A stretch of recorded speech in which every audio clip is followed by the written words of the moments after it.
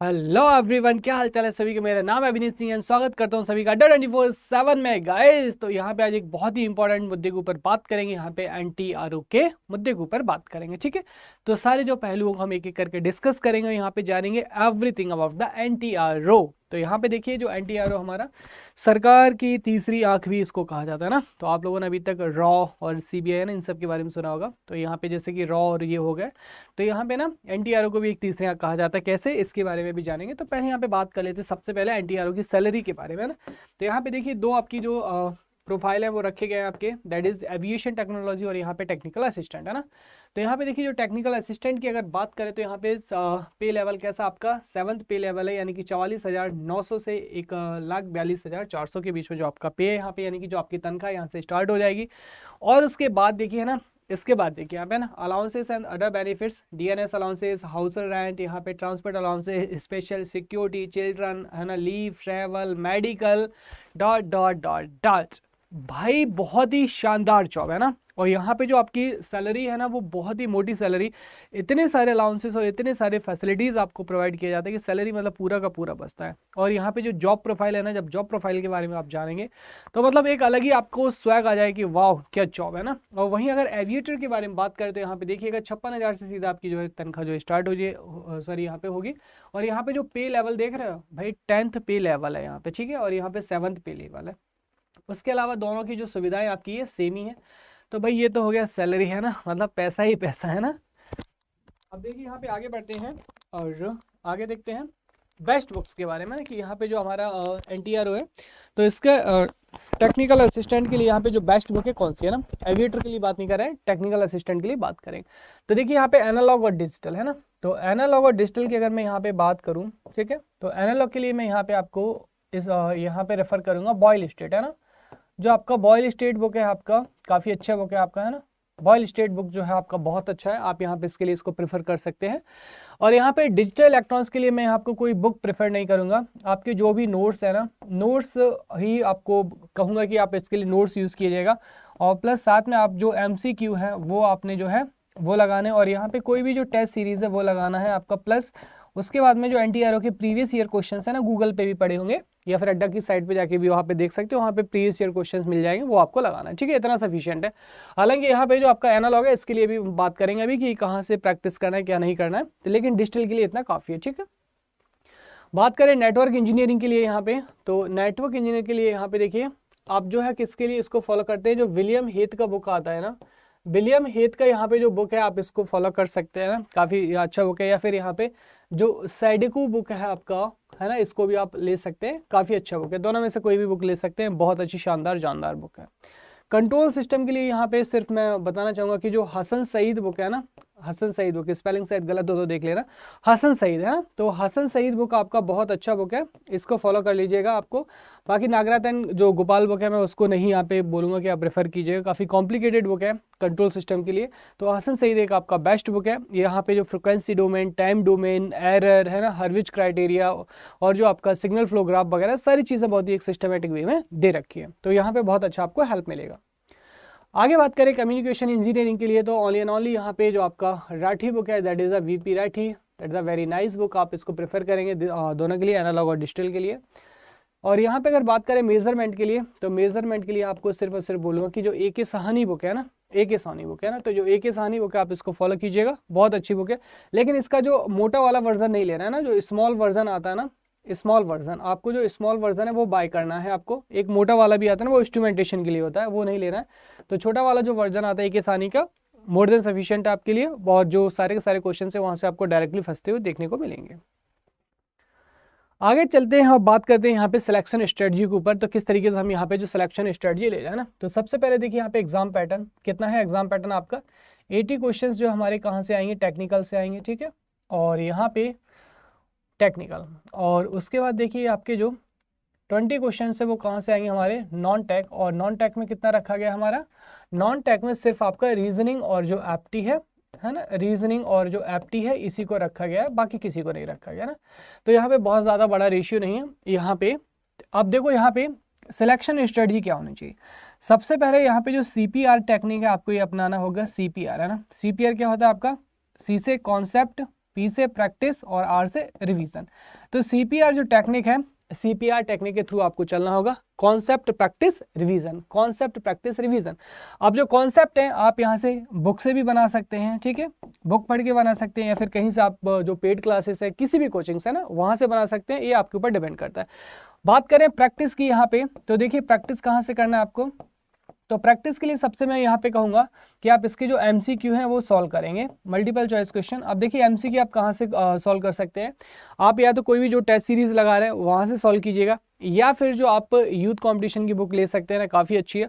और यहाँ पे सबसे इंपॉर्टेंट रहेगा MCQ के लिए ESE है ना, ESE के जो प्रीवियस ईयर क्वेश्चन है ना, प्रीवियस ईयर क्वेश्चन वो कितने लगा लीजिए आप यहाँ पे, लास्ट 10 ईयर है ना, लास्ट 10 ईयर की जो ESE के प्रीवियस ईयर क्वेश्चंस है उनको बहुत अच्छे से कर लीजिए। I will guarantee you guys, यहाँ पे EC और चाहे वो आपका कंप्यूटर साइंस हो, आपको है ना एकदम गर्दा फाड़ यहाँ पे आपको जो है हेल्प मिलेगी है ना। यहाँ पे अगर प्रीवियस ईयर आप पेपर को देखेंगे, यू फाउंड कि ESE के यहाँ पे मतलब डायरेक्टली जो क्वेश्चन है वो आपके रिपीट हुए हैं, ठीक है। तो यहाँ पे इंजीनियरिंग सर्विसेज के जो क्वेश्चन है उनको बहुत अच्छे से देख लेंगे, लास्ट 10 साल के देख लीजिएगा, और अगर आपके पास समय तो आप 15 साल के देख सकते हैं, आपके लिए बहुत ज़्यादा हेल्प हो जाएगी, ठीक है। और यहाँ पे खास करके जो ESE में जो डेटाबेस क्वेश्चन है ना, डेटाबेस है ना, जो डेटाबेस क्वेश्चन है उनको जरूर याद रखेंगे, ठीक है। खास करके कम्युनिकेशन जैसे, और जो सिग्नल सिस्टम तो यहाँ पे नहीं रखा गया, कम्युनिकेशन रखा गया, तो कम्युनिकेशन में यहाँ पे जो डेटाबेस क्वेश्चन उनको जरूर याद रखेंगे और यहाँ पे आपको बहुत ज़्यादा हेल्प मिलेगी। उसके बाद यहाँ पे जो आपका की ऑफ पॉइंट है वो क्या, हमारा revision, that is a CPR technique. तो यहाँ पे रिवीजन अगेन एंड अगेन है ना, रिवीजन क्या करना है आपको, अगेन एंड अगेन यहाँ पे रिवीजन करना है। अब देखो रिवीजन किस तरीके से करोगे, तो यहाँ पे जब आप पहला रिवीजन करोगे और यहाँ पे MCQ को सॉल्व करोगे, तो यहाँ पे आप टिक करोगे कि आपके जो क्वेश्चन है कहाँ पे गलत हो रहा है, that is a weak concept कहाँ पे है, ठीक है, मॉडरेट कॉन्सेप्ट कहाँ पे है, और आप देखोगे कि आपके जो स्ट्रॉन्ग कॉन्सेप्ट है वो कहाँ पे, ठीक है। अब देखो जो स्ट्रॉन्ग कॉन्सेप्ट है ना उनके ऊपर अगेन एंड अगेन रिवीजन या फिर MCQ या फिर कुछ भी है ना प्रैक्टिस करना आपके लिए मैं फिजिबल नहीं समझता। जैसे कि मान लीजिए ट्रांजिएंट आपको बहुत अच्छे से आता है, तो ट्रांजिएंट को अगेन एंड अगेन आपको यहाँ पे रिवाइज करने की जरूरत नहीं है, ना ही उसके ऊपर बार बार क्वेश्चन लगाने की जरूरत है, ठीक है। तो ये सारी चीज़ें आपको नहीं करना है वहाँ पे, क्योंकि जो चीज़ आपकी बेस्ट है उसके ऊपर क्वेश्चन लगाना, उसको अगेन एंड अगेन रिवाइज करना is a wastage of time, तो उसके ऊपर आपको नहीं जाना है। लेट्स सपोज आपको यहाँ पे जो AC वाला पार्ट है ना उसमें बहुत दिक्कत आती है, तो आप उसको क्या करेंगे, उसको यहाँ पे कॉन्सेप्ट बनाएंगे, उसके ऊपर क्वेश्चंस लगाएंगे और फिर उसके बाद उसको अगेन एंड अगेन क्या करेंगे, रिवाइज करेंगे, ठीक है। तो यहाँ पे जो वीक पॉइंट है इसको क्या करेंगे, अगेन एंड अगेन है ना, अगेन एंड अगेन यहाँ पे क्या करेंगे, इसको आप रिवाइज करेंगे वीक वाले को, मॉडरेट को इसके वीक वाले के बाद में लेंगे यहाँ पे। तो ये जो CPR टेक्निक है आपको यहाँ पे CPR टेक्निक के थ्रू चलना है, कॉन्सेप्ट प्रैक्टिस एंड रिविजन, ठीक है। अब देखिए यहाँ पे जो कॉन्सेप्ट है यहाँ पे किस लेवल के आपके होनी चाहिए, आपके ना एडवांस टू बेसिक लेवल, और यहाँ पे जो थ्योरी वाले कॉन्सेप्ट है ना, थ्योरी वाले कॉन्सेप्ट है ना, तो थ्योरी कॉन्सेप्ट आपके बहुत अच्छे होने चाहिए, थ्योरी जो कॉन्सेप्ट है आपके ये बहुत अच्छे होने चाहिए। इसके ऊपर स्टार मार्क में लगा रहा हूँ, 2 स्टार है ना। किसी भी सब्जेक्ट के यहाँ पे जो थ्योरी वाले कॉन्सेप्ट मस्ट है ना, मस्ट कंडीशन है। यहाँ पे बहुत सारे आपको जो थ्योरी मतलब जो 80% 80 नहीं लगभग 60 से आपका जो 65% क्वेश्चन है वो आपको थ्योरी वाले मिलेंगे। उसके बाद न्यूमेरिकल्स भी आपको देखने को मिलेंगे।